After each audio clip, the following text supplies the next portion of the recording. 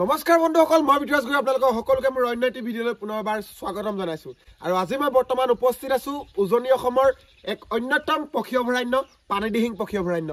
আজি মোৰ লগত উপস্থিত আছে টুৰিষ্ট গাইড এজন আছে দেই টুৰিষ্ট গাইড জন মোক চিনাকি কৰি দিয়ক আগত দেখিছে মোৰ ভিডিঅত আৰু তেওঁ বৰ্তমান পাবলৈ হৈছে সক্ষম হৈছে অসমৰ বেষ্ট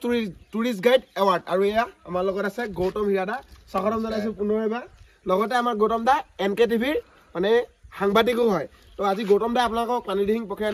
অভয়াৰণ্যৰ বিষয়ে ক'ব বহুত দেখি থাকো গৌতম দাৰ ষ্টেটাছত যে বহুত মানুহ আহে গৌতম দা দেখা আজি মোকো দেখাব কি দেখাব নাই নিশ্চয় তো দেখা যাব তো ভিডিঅ'টো শেষলৈকে চাই থাকক তো আজি দেৰি নকৰিবলৈ আজি ভিডিঅ'টো আৰম্ভ কৰোঁ ভিডিঅ'টো আৰম্ভ কৰাৰ আগতে এটা ধুনীয়া সুন্দৰ ছানছেট চাই লওক চাওক বেলিটো কি ধুনীয়াকৈ ডুব গৈছে আপোনালোকে ইয়ালৈ আহিলেহে অনুভৱ কৰিব পাৰিব এটা সুন্দৰ পৰিৱেশ মানে সুন্দৰ দৃশ্য দেখিবলৈ পোৱা যায় বাবুল দাই পিনে ঘূৰাই দিয়া দেখিছেনে কি ধুনীয়া আৰু সেইফালে মহো চৰি আছে আৰু এইখন আমি যিখন দলঙৰ ওপৰত আছো সেইখন নতুনকৈ এতিয়া মানে বনাইছে মানে তো এইখন যিখন নদীৰ ওপৰত আছো আমি সেইখন হৈছে আমাৰ ডিমৌ নদী বৈ গৈছে এইপিনে ইয়াত দেখিছে নহয় আৰু ইয়াতে মাছৰ পৰা উজান উঠে ন গৰম দা ছিজনত ইয়াতে বিভিন্ন ধৰণৰ থলুৱা সকলো ধৰণৰ মাছ ইয়াত উপলব্ধ সকলো ধৰণৰ ওপৰলৈ মই দেখুৱাব চাওঁ চৰাই কি ধুনীয়া চৰাই এনেধৰণে চৰাইবোৰ উৰি গৈ আছে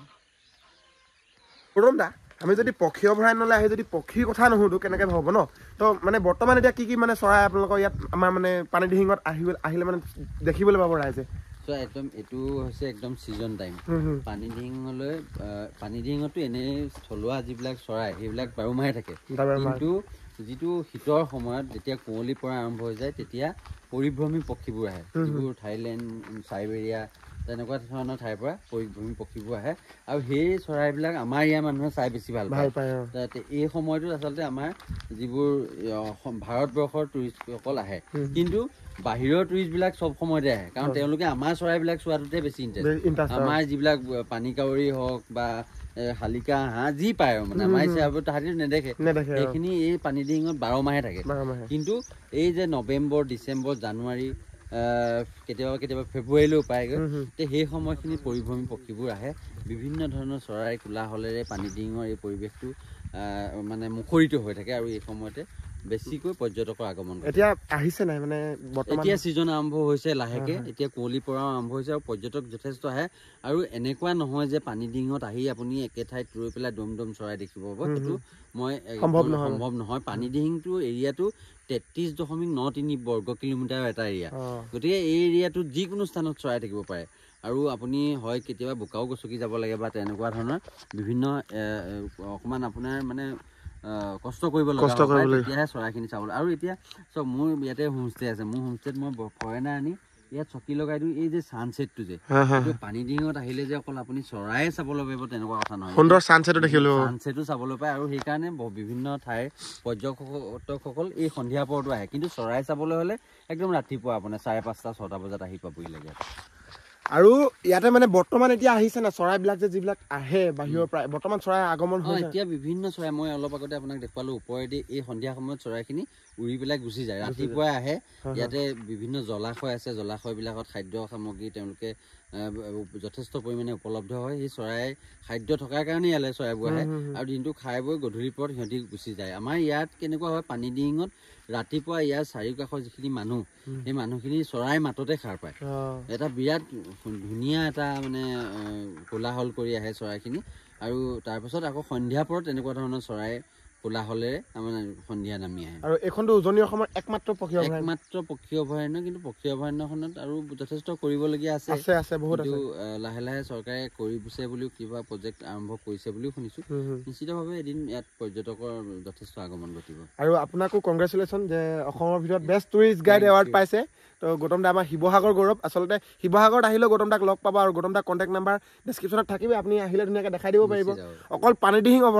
পক্ষী অভয়াৰণ্যই নহয় মানে শিৱসাগৰ যিকোনো মানে টুৰিষ্ট চৰাইদেউ এতিয়া ৱৰ্ল্ড হেৰিটেজ চাইট চৰাইদেউলৈও মই লৈ যাওঁ টুৰিষ্টক আৰু এই পানীদিহিঙলৈ আহিলেতো মোৰ ইয়াত নিজে ইয়াত থকা সুবিধাও আছে গৌতম দাৰ এটা হোমষ্টে আছে মই দেখামগৈ শেষত ভিডিঅ'টো শেষত তো এতিয়া আগলৈ অকণমান আগবাঢ়ি গৈ থাকিম লিটো চাওক কি ধুনীয়াকৈ মাৰ গৈছে চাওক আৰু এইপিনে মাছো ধৰি আছে এইপিনে জাল পাতি থৈছে চাওক কি ধুনীয়া এটা পৰিৱেশ পানীদিহিঙত আহিলে আপোনালোকে অনুভৱ কৰিব পাৰিব এইখিনি এইবিলাক চৰাই চাওক এইবিলাক চৰাই ধুনীয়াকৈ এতিয়া সন্ধিয়া হ'ল বাঁহলৈ গৈছে এই ব্লাৰ হৈ গৈছে নিজ বাঁহলৈ গৈছে মহ চৰি আছে দেখিছে নহয় ধুনীয়াকৈ আৰু এটা কথা ইয়ালৈ যদি মানুহবিলাক আহিব বিচাৰে কোনটো সময় মানে ৰাতিপুৱা সময় বা গধূলি সময় কোনটো সময় বেষ্ট বুলি মানে ক'ব পাৰি মই সময়টো কৈ দিম আৰু কোনফালৰ পৰা আহিব পাৰে সেইটো কৈ দিয়ক দুটা প্ৰথম কথা হ'ল চৰাই চাবলৈ যদি মন আছে তেতিয়াহ'লে ৰাতিপুৱা আহি পেলাই কষ্ট কৰিব লাগিব ৰাতিপুৱাই টোপনি ক্ষতি কৰিব লাগিব ৰাতিপুৱা আপুনি শিৱসাগৰত যদি থাকে তেতিয়াহ'লে 4:30 বজাত ওলাব লাগিব টাউনৰ পৰা ডিমৌত থাকিলেও সেনেকে আৰু ইয়াত থাকিলেতো আপুনি 5:30 6টা বজাত ওলালে মানে 5টা বজা মানত এটা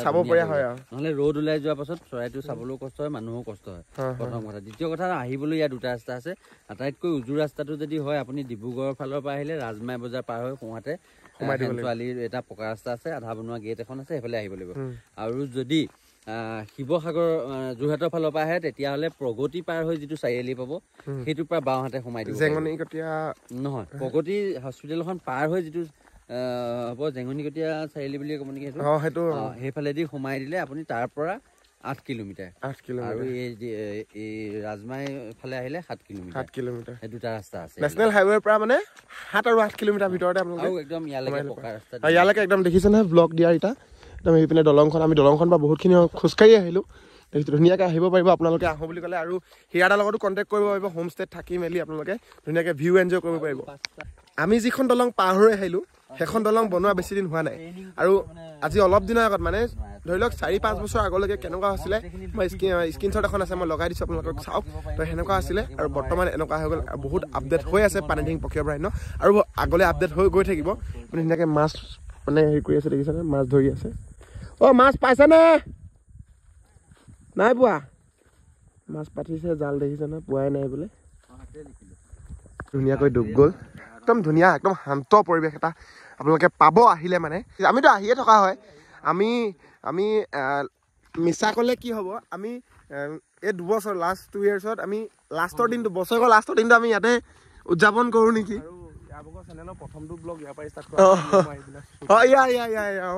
মানে ব্লগ যেতিয়া দিছিলোঁ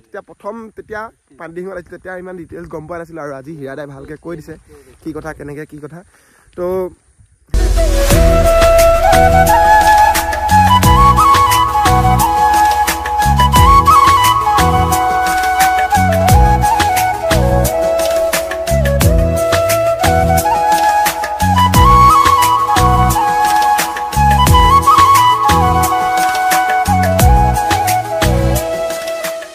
আমিতো দেখিলোঁ পক্ষী অভয়াৰণ্য আৰু আমাৰ ৰাইজেও আহিলে দেখিব পাব আৰু আমাৰ পক্ষী অভয়াৰণ্যৰ লগতে আৰু কি দেখিবলৈ পাব আমাৰ এই অঞ্চলত মানে চাওক পানীডিং পক্ষী অভয়াৰণ্যখন অৱস্থিত ঐতিহাসিক চৰগুৱাত আৰু চৰগুৱা হৈছে আহোমৰ দ্বিতীয় ৰাজধানী তো গতিকে এই আহোমৰ দ্বিতীয় ৰাজধানী যি মৈদাম আছে ইয়াতে তো মৈদামো দেখিবলৈ পাব পানীডিং পক্ষী অভয়াৰণ্যৰ লগতে মৈদামো চাই যাব পাৰিব যিসকল টুৰিষ্ট ইয়ালৈ আহে তো তেন্তে যাওঁ আমি তালৈকে নিশ্চয় বোলা তো পক্ষী অভয়াৰণ্য চালোঁ তো এতিয়া যাওঁ চৰগুৱা মৈদামলৈ কি আছে আপোনালোকক দেখাওঁ এই দলংখনক কি নামে জনাজাত এনেইতো আমি এচি দলং বুলি কওঁ এচি দলং কেলে কয় এচি দলং মানে ইয়াত বহি থাকিলে একদম এচি নিচিনা বতাহ এটা আহি থাকে সেইটো কিন্তু আৰু এটা নাম আছে গোবৰ দলং বুলি কয় ইয়াত মানে গোটেই গোবৰ মানে গৰুবিলাক ইয়াতে থাকেতো ঠাণ্ডা পাই যে তো সেইটো কাৰণে পুৰা গোবৰ হৈ গৈছে হাগি এতিয়া আহিলোঁ আমি আহোমৰ দ্বিতীয় ৰাজধানী চৰগুৱা অঞ্চললৈ আৰু চৰগুৱা ইয়াতে বৰ মৈদাম আছে বৰ মৈদাম আপোনালোকক দেখাওঁ বলক আৰু বৰ মৈদামৰ ডিটেইলছ বৰ মৈদামৰ বিষয়ে আৰু চৰগুৱা অঞ্চলৰ বিষয়ে আমাক গৌতম দা ধুনীয়াকৈ বুজাই ক'ব আপোনালোকক তো গৌতম দা চাওক এইটো বামুণী কোঁৱৰ মৈদাম এই ৰাজধানীৰ পৰা ইয়াৰ পৰাই 7জনকৈ স্বৰ্গদেৱে ৰাজধানী চলাইছিলে আৰু বিভিন্ন সময়ত বহুতে এটা বিতৰ্কিত সদায় হৈ আহিছে যে হাবুং আহোমৰ দ্বিতীয় ৰাজধানী বুলি কয় কিন্তু সেইটো কেনেকৈ হয় নাজানো বুৰঞ্জীত কিন্তু আহোমৰ দ্বিতীয় ৰাজধানী চৰগুৱা বুলি স্পষ্টভাৱে লিখা আছে আৰু গোটেই যিখিনি বুৰঞ্জীৰ কপি মোৰ ওচৰত আছে আৰু ইয়াত লিখা আছে চাওক এই যিজন বামুণী কোঁৱৰ বুলি কোৱা হয় তেখেতৰ এইটো মৈদাম হয় এই মৈদামটোত সেইজন ৰজাৰ হয় আৰু ইয়াৰ পৰা 7জন ৰজাই এই ৰাজধানী চলাই গৈছে আৰু কিছুমানে কয় ইয়াতে 7জন মানে ৰজাৰ মৈদাম দিয়া হৈছে সেয়া 7জনৰ নহয় এজনৰ মৈদাম দিয়া হয় আৰু মৈদাম কেনেকৈ দিয়া হয় সকলোৱে বহুতে নাজানে মৈদাম মানে কি হয় ৰজা যেতিয়া এজন ৰজাৰ মৃত্যু হয় তেতিয়া সেই ৰজাজনক ৰজাজন যেনেকৈ আছিলে সেই তেনেদৰে এজ ইট ইজ সেই ৰুমটোৰ নিচিনাকৈ ভিতৰত বনোৱা হয় আৰু তেওঁৰ লগত যিসকল লগোৱা লিকচৌ পূৰ্বৰ পৰা ৰজাৰ বহুত দিনৰ পৰা তেওঁ শুশ্ৰূষা কৰি থাকে তেওঁক জীৱনতে সেই মৈদামৰ ভিতৰত ভৰাই দিয়া হয় আৰু তেখেতৰ কাৰণে কিছুমান খাদ্য সামগ্ৰী গোটাই দিয়া হয় যিমান দিন সেই খাদ্য সামগ্ৰী খাই সেই লগোৱা বা তেওঁৰ কৰ্মচাৰীকেইজন জীয়াই থাকে সিমানকেইদিন থাকিব আৰু তাৰপাছত তেওঁলোকো তাতে মৃত্যু হয় আৰু ধন সোণ যেনেকৈ ৰুমটো আছিলে সকলো সেই মৈদামৰ ভিতৰতে তেওঁৰ ৰজাৰ লগত দি দিয়া হয় কিন্তু বহু সময়ৰ পাছত এইটো ভিতৰত এটা পকাৰ ষ্ট্ৰাকচাৰ থাকে তাৰ ওপৰতহে মাটি দিয়ে আৰু সেই পকাৰ ষ্ট্ৰাকচাৰটো সকলো ফালৰ পৰা বন্ধ কৰি শেষত ওপৰ ফালেদি ওলাই আহি আৰু সেইটোও সম্পূৰ্ণৰূপে বন্ধ কৰি দিয়ে তাৰপাছত তাৰ ওপৰত মাটি জাপি দিয়া হয় সেইটোৱে মৈদাম দিয়া পদ্ধতি আছে ইয়াতে কোনজন ৰজাই কিমান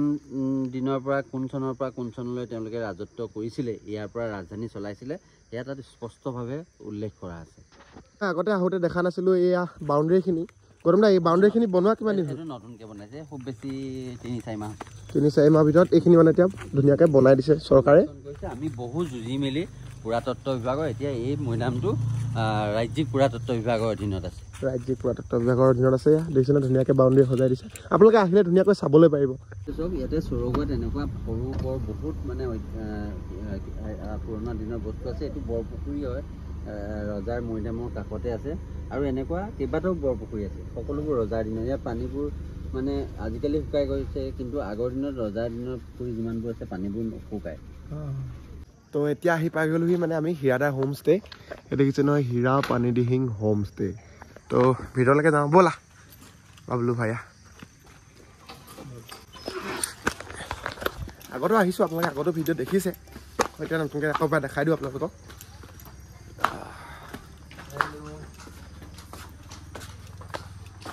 এইয়া চাওক কি ধুনীয়া হোম ষ্টে বঢ়িয়াকৈ বনাই থৈছে চাওক Wow. Yeah, latrine bathroom. Moza.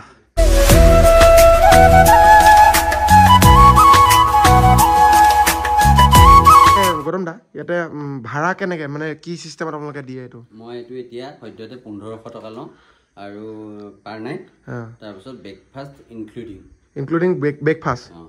তো বাকি যেনেকৈ যি খায় আপোনালোকে মানে যোনে যেনেকৈ অৰ্ডাৰ দিয়ে যেনেকৈ খায় আমি পূৰা এথনিক ফুড আৰু গাঁৱলীয়া যিটো আলু পিটিকা বেঙেনা পিঠা ব্ৰেকফাষ্ট গাঁৱৰ খাদ্য খাবলৈ হ'লে মানে ইয়াত আহিবলৈ ভাল পাব ৰাইজে তেনেকুৱা মছলা চছলা দিয়া খাদ্য নহয় আৰু যেনেকৈ খায় আগতীয়াকৈ কৈ দিলে আমি সেই হিচাপে বনাই দিয়ে তো এনেকৈ ষ্টাফ ৰাখিছেনে নে আপোনালোকে নাই আমি নিজে ঘৰলৈ যি বনাওঁ সেই আমি নিজে বনাই দিওঁ তো আহিব পাৰে আপোনালোকে ধুনীয়াকৈ ডেছক্ৰিপশ্যনত লিংক আছে আপোনালোকে গৌতম দাৰ লগত ডাইৰেক্ট কণ্টেক্ট কৰি আহিব পাৰিব